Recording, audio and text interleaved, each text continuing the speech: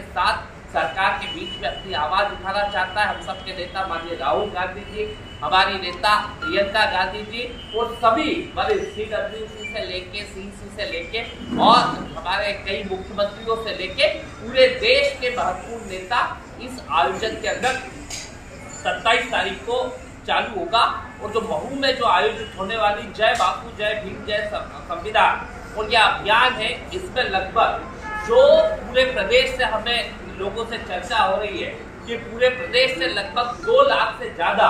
कार्यकर्ता और जो इस विचार को मानने वाले लोग हैं, जो बाबा साहब अम्बेडकर के विचारों पे भरोसा रखते हैं, जो महात्मा गांधी के विचारों पे भरोसा रखते हैं, जो इस देश के अंदर मौलिक समानताओं के अधिकारों के लिए रक्षा करने का काम करते हैं, लगभग ऐसे 2 लाख से ज्यादा लोग उस दिन 27 तारीख के दिन महू के अंदर एकत्रित होकर सभी लोगों को सुनने का काम करेंगे। क्योंकि इसमें सबसे महत्वपूर्ण बात है, इस देश के संविधान की रक्षा को सम्मान के लिए, देश की जनता के हक और अधिकार की लड़ाई के लिए हम सब के नेता राहुल गांधी जी सड़क से लेकर सदन तक संघर्ष कर रहे हैं। आज जिन परिस्थितियों के अंदर देश है, एक तरफ चाहे पंजाब सुलझने की बात हो, चाहे दूसरी तरफ हमारे मणिपुर के अंदर जलता हुआ मणिपुर छूटा हुआ, देश का कोई राजनेता जो सत्ता सरकार में बैठे हुए लोग हैं, जिनका काम होना चाहिए वहां जाके उस मणिपुर जलते हुए मणिपुर को कैसे उसको खत्म करने का काम करे, उसको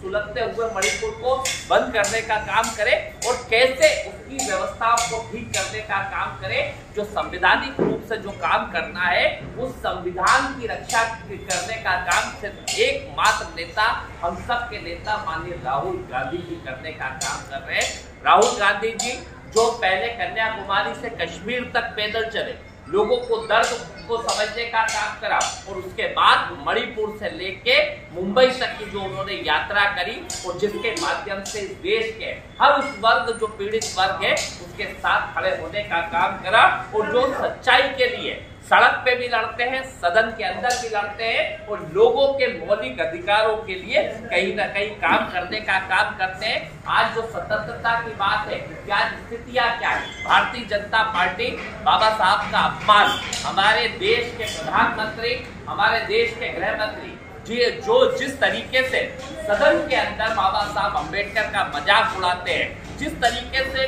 क्योंकि हम अम्बेडकर जी की बात इसलिए करते हैं, संविधान की बात इसलिए करते हैं, वो लोगों को मौलिक अधिकार देती है और लोगों के मौलिक अधिकारों का हनन करने के लिए, अत्याचार करने के लिए भारतीय जनता पार्टी की सत्ता और सरकार चलती है। सिर्फ इनका एक ही फंडा है, भय,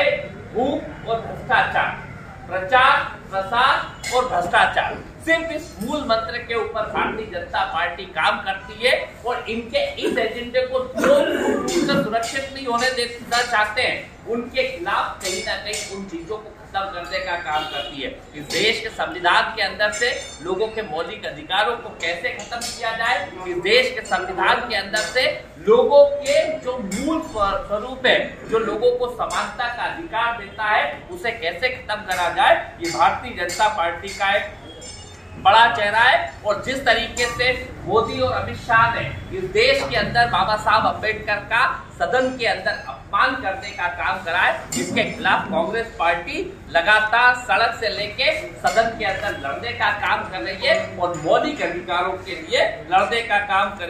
रही है। बाजार में 200 रुपए की मिलती है, वो 1200-1500 रुपए में खरीदने का काम सिंगरौली की